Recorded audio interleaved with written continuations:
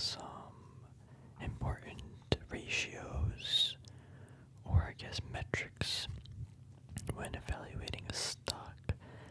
So I kind of wanted to discuss the price to earnings, the earnings per share, growth at least, the current ratio, debt to equity, payout ratio, operating margin, and the net profit. To me, when I evaluate a company, these are the things that I'm kind of looking for. And if I have to really briefly outline a company and I need some numbers to justify buying it, these are the things that I kind of look at. You don't really need to know every single thing on the balance sheet or how it interacts with one another, although it could be helpful. I think just looking at key metrics such as these give a nice overview of how the company is doing financially. And all of these do give a good broad overview about the general company health. Although it might not be in too much of detail, I think it still does good for the majority of investors. Because again, most people at least, don't really need to look so in-depthly into a company or stock. If you know the business, what products they sell, what markets they operate in, you know some metrics, how the company relatively does or has been doing over time. It's I think that is a decent way to, at least in my opinion, it's not really proven by science or anything, but in my opinion, when I evaluate companies and stuff, that's what I look for. And I think it's healthy because you can look at a lot of stuff over time and really analyze a company, and it's at that point you might as well have just bought the company and had that peace of mind and not studied too much over it. But anyway, price to earnings, most people know what that is. It's literally the price of the stock divided by,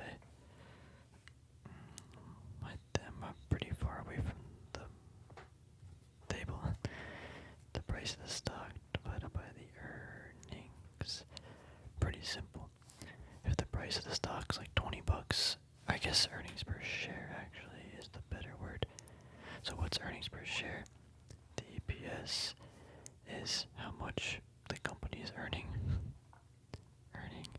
maybe over a quarter divided by the total shares, the number of shares. Basically, I think it's shares outstanding to be specific, but number of shares, it's similar. We don't need to be too in depth about that. So how much is the company earning per share they have? Now, the easy way that I like to think about this is, let's say you got a company, it's selling for $100 right now. You could buy the company for $100, but the EPS is $1. It's well, is that a good EPS for that? And it's well, is it a growth company? Has the company been around for a long time? But I guess to give an example, right now Google, let's say it's $2,200. Google, I think it's $26, but $2,200 per share is Google, and their EPS right now is about $22 per share. So it's kind of the same thing, right? It's a 1 to 100 ratio. Now, this is per quarter EPS, per quarter. Now, if you were to add up all that EPS per share, it's about, let's say, $100 per share for that year. Now, I don't know if this is exactly how it works, but in theory, let's say I own this company. Let's say I bought it for $100 and they earned $1 per share for 100 years. In 100 years, I would have my money back, in theory, right? Because every year they earned $1, and that's how much they earned. I guess that's some way to look at it. I don't know if this is the best idea, but it's just a quick measure of, again, how much the company's earning, how many shares are they distributing, or if they're earning $100 per share and you owned all the shares, you would earn $100 per share earning it. So, yeah, sorry, I think in my head that made sense, but didn't. If you say there were 100 shares and you're earning $100 per share, or let's make it easier. Let's say you're earning $1 per share, or they earned $1 and they had 100 shares. So, and you had all the shares, you would make $100 off of that for that quarter. But your investment would, I guess, guess also be $100. So yeah, you would have made all your money back in that one quarter. But anyway, I'm getting kind of sidetracked. EPS, it's kind of important because you want this to be increasing, or yeah, again, either the earnings will increase or the number of shares increases due to like buybacks and stuff. Buybacks. So the companies could increase their shares or manipulate it depending on what they decide to make their net earnings for that quarter or the annual year, depending on how they do it. And they could buy back the shares, which could increase or decrease. But at the end of the day, if the companies buy back shares, that's a good sign because it shows kind of a healthy company for the most part, in general speaking. So anyway, let's go back to price to earnings. So it's just that the price of the stock divided by this. So relatively, that's a decent way. Wait a minute, did I show you? A decent way to determine a valuation of a stock, right? Based on the price today. I guess when you incorporate the price to earnings, or the analogy I was doing before, it makes a little bit more sense. But yeah. Anyway, decent way to show valuation with a key metric. But right now, the market, again, this is gonna depend on like market conditions. Like we've been in a bull market for a pretty long time, so the average PE might be relatively higher than like the company's past PEs and stuff. So it's important to, when you're looking at PE, at least to look at the relative PE of a stock. You gotta look at the relative PE because each sector, each sector, different price to earnings ratios. Like the airliners are gonna have different than technology and different than like defense. Like I know Verizon's like PE's like maybe 15, and if you look at like Google or something, I'd say it's like 40. It's like, oh, Verizon seems like a cheaper deal, but is it? Because it's in a different sector and everything. So you gotta measure based on that. General, you want price to earnings to be, lower. That means you're getting a better deal. The price of stock's a lot cheaper compared to the earnings per share. Good way to look at it, but most people know this. But current ratio, very easy. Current ratio is just the or is it liabilities? Yeah, liabilities divided by the total assets, or the current assets. So within the year, yeah, I should have probably wrote current, but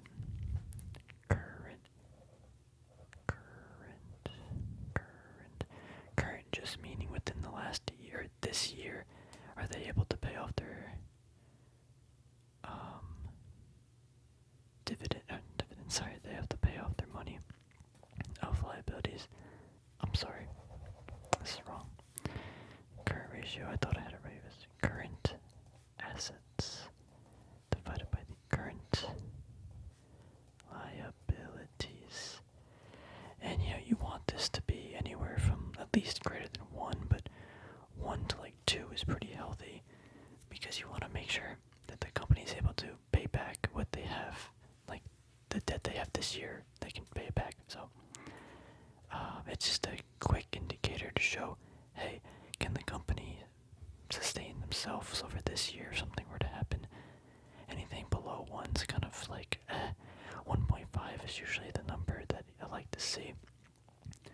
But you don't want to see this above like, let's say 2.5, because at 2.5 you want the company to, like, they're being too safe almost. Now it does depend on the business, because some businesses probably like, like we have a lot of overhead or something and we expect something to happen, so we're just gonna keep this. But that's kind of a more specific scenario. Anywhere from 1 to 2, good ratio to look at. Really, anything below 0.5, man, that's, I don't know, not that good. I don't want to see that. Next, we have debt to equity. So we have literally debt divided by the equity. So this shows like leverage of a company. I guess in theory you want this to be as low as possible, but no matter what, a company's gonna have some sort of debt. Most of the companies do. But yeah, you want this to be pretty low. I think maybe like below 50%. See, below 50%. Gotta do a little math. This is the basic math. Get 50% greater than X, yeah. Or I guess I could have done that, but yeah, debt to equity lower than 50%. I think like 25% is a pretty good number. But if the debt is, it depends on the company too, because airliners are gonna naturally have more debt to equity because they have to, like their number's gonna be over 100%. It's gonna be probably 1.5 or something because they have to buy the planes, and that naturally incurs a lot of debt, and that equity of the company might not actually be there. But again, it depends on the business, depends on the company. But I like to make sure that this number's definitely below 1, because it also shows like ownership in a company. And like for example, like right now 3M, their debt to equity is bad. I think it's over 1, which is not like good. But I don't know, the market conditions and stuff, it's different. But debt to equity, I think, is a good ratio to take note of. Next up's the payout ratio. This is important for all dividend investors. Payout ratio. This is it's the amount of money they're paying out to people. I know what it is, but I'm trying to think of the formula because I'm dumb. Yeah, it's the dividends, like paid out, that whatever that number is divided by how much money they made, net income. Duh. So this number you kind of want to see 25, to 50% range. Anything like in like the 65, 75, it means that it's getting a little high up there. They might as well put that money back into the company to try and make it more profitable. Anything above 90 or 100% is like, okay, why are they paying the dividend? Because none of the money's going back into the company. But again, it depends on the company and the business model. But at the end of the day, 25 to 50% is a good number you want to look for. You also want to see them wanting to increase the dividends. But again, the more money that goes into dividends, the less money that's going to go into the net or the usefulness of the company to put back into, production or reduce operating margins. That's definitely why'd I put it in? Definitely a good ratio you gotta look for when trying to, especially for dividend companies. Like, I did break my rule because I bought Exxon and their dividend ratio or payout ratio at one point was like 110%. That means they literally borrowed money to pay the dividend, which is no good. But like, it's a little more complicated, I guess. But at the end of the day, stay safe, 25 to 50%. For the majority of the portfolio, you're gonna want to look for in this range. This is a little low. That means they should hopefully raise it, or they're expanding the company, looking to grow it, so they want that money. But yeah, definitely a good ratio to look for. Next up, we get operating. Sorry if my handwriting's so bad. There's like camera right here, and it's a little hard to write. But operating margin. So this is literally the operating income divided by the revenue. Ideally, you want this as high as possible because you want to make sure that, like, so if operating income is like, let's say 99, right, and revenue's 100, that means like $99 out of 100 they're keeping, basically, because if they make $100, they keep 99. They can put that back into the company to like work with. I guess the operating income is, what is that? Revenue minus cost. I think, yeah, revenue minus cost. So I guess I could write that, but rev minus cost equals operating income. So you really want it to be as high as possible, but like realistically, maybe like 50%. Actually, that you can't even pick a number because it literally all depends on the business. But you need this to be positive. Like if this is negative or like 1%, like you ain't making money. Actually, it can't be negative though, but, or I guess it could be. If this is negative, that's really bad because not only are they losing money, like are barely making money, but they're also losing money on the operating. No, they're not making money, and they're losing money just trying to make money. That's really bad. So if this is negative, or like let's say below, even like 5%, like that's just, where's the money being made? And I get if they eventually might make money over time, but like depends on that what type of investor.